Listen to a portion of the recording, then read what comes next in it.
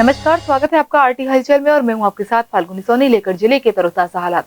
चलिए सबसे पहले नजर डालते हैं आज की हेडलाइंस पर। राम बलवाड़ समीप हुई दुर्घटना, बाइक और बैलगाड़ी के बीच हुई जोरदार भिड़ंत।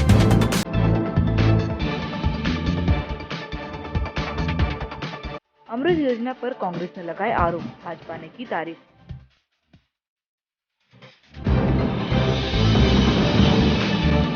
शाहपुर में संपन्न हुई शादी, बारातियों को बांटे मास्क। धूलकोट में खुली राशन दुकान, लगाकर ग्रामीण भूले सोशल डिस्टेंसिंग का पालन। और अब गतिविधियां विस्तार के साथ। जिला प्रशासन द्वारा शहर के प्रमुख बाजारों की दुकानों पर नंबरिंग कर उनके खुलने के दिनों को निर्धारित कर दिया गया। बुधवार को एसडीएम ने नियमानुसार नंबर वाले दुकानों के अलावा अन्य दुकानों के खुलने पर कार्यवाही की।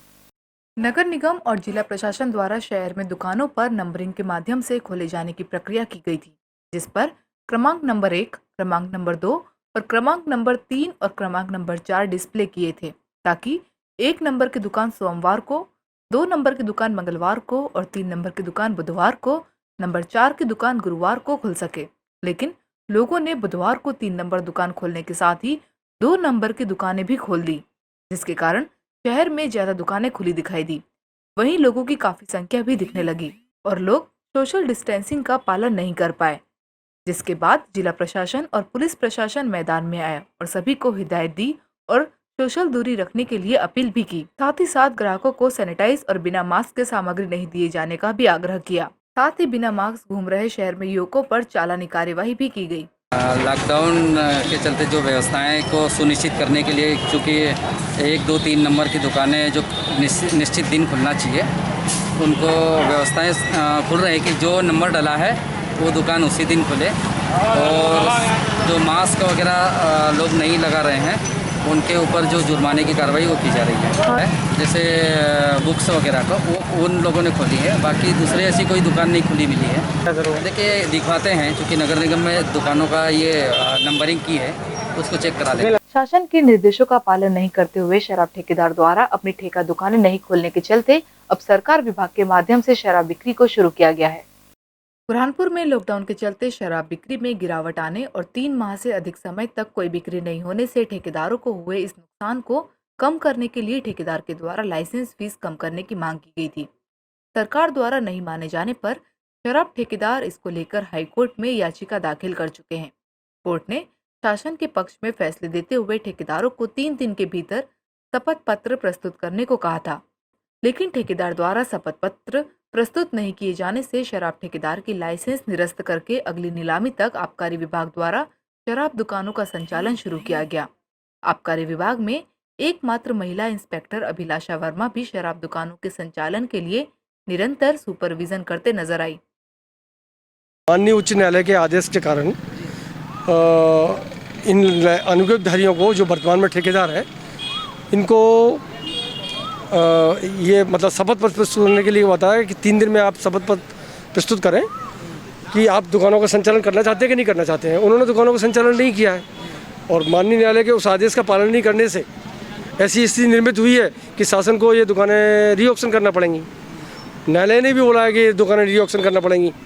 तो ऐसी स्थिति में उनके लाइसेंस को आज कलेक्टर एवं जिला दंडाधिकारी बुरहानपुर, उनके द्वारा ये लाइसेंस अथॉरिटी होने से लाइसेंस कैंसिल कर दिया है और इन दुकानों का विभागीय संचालन प्रारंभ कर दिया है। नहीं, महिला कर्मचारी, महिला ऑफिसर लगी हुई है ना, क्यों उसमें रोक कहाँ है? ऑफिसर है, नहीं ऑफिसर बिल्कुल करेंगे। आपत्ति आई है कि महिलाओं से? नहीं, महिलाओं से ऐसा नहीं है कि महिला ऑफिसर सुपरविजनिंग अथॉरिटी है।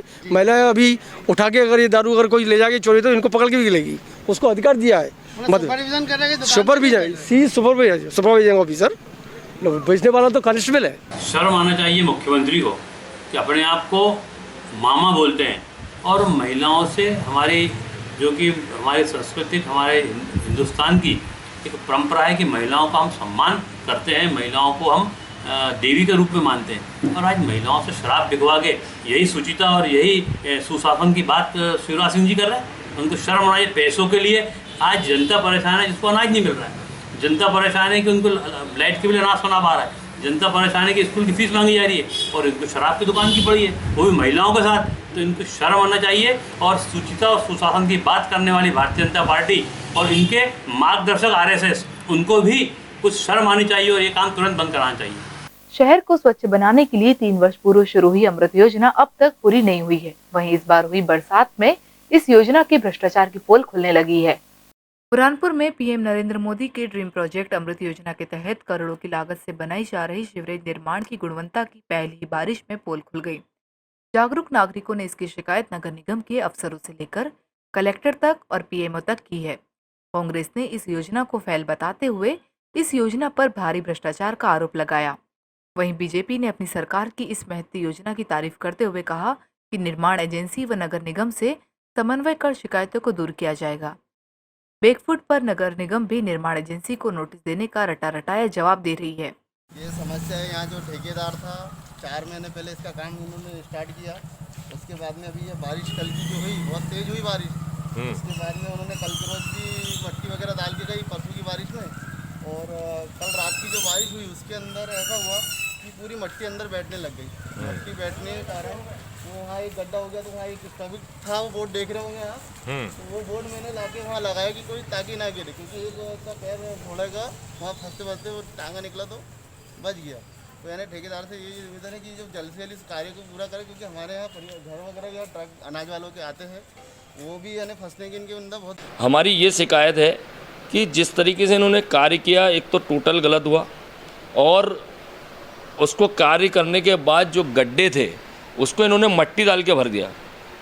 जिस तरीके से वर्क ऑर्डर दिया है और नगर निगम ने एग्रीमेंट किया है, तो इनका उस वर्क ऑर्डर के मुताबिक कोई काम नहीं हो रहा, कोई कार्य नहीं हो रहा, ना एग्रीमेंट के मुताबिक हो रहा है।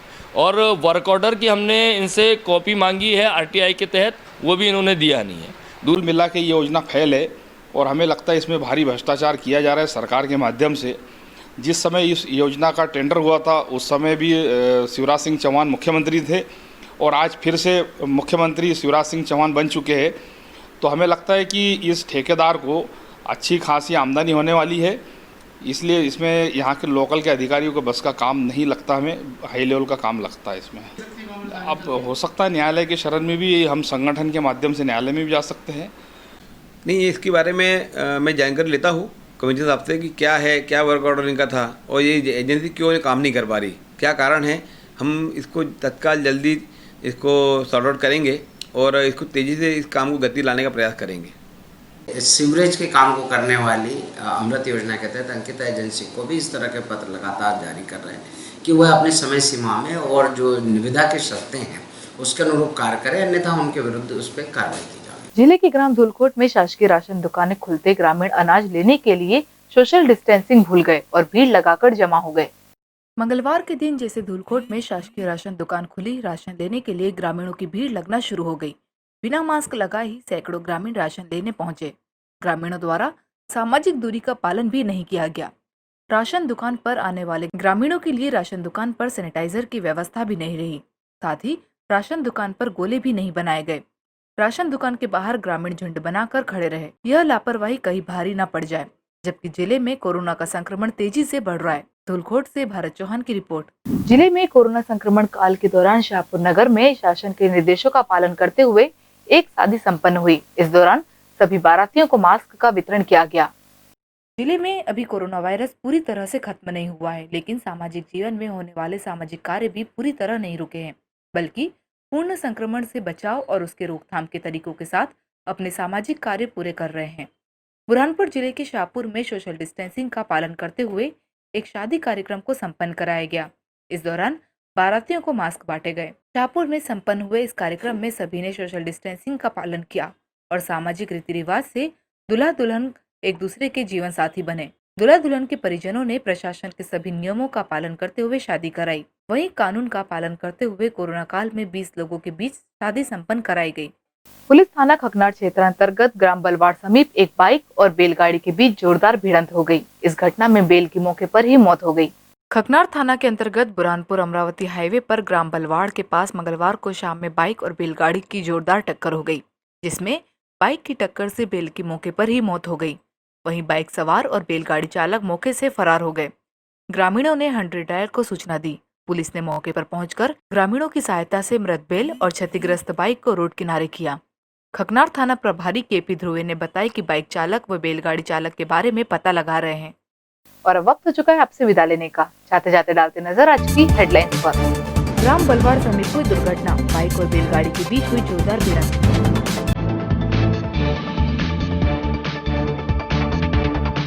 अमृत योजना पर कांग्रेस ने लगाए आरोप, भाजपा ने की तारीफ।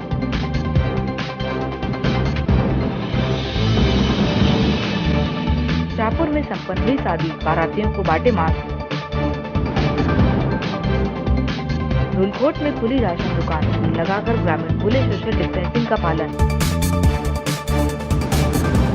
तो कल फिर होगी आपसे मुलाकात जिले की ताजा गतिविधियों के साथ। तब तक के लिए आरटी हलचल की पूरी टीम और मुझे दीजिए इजाजत। नमस्कार।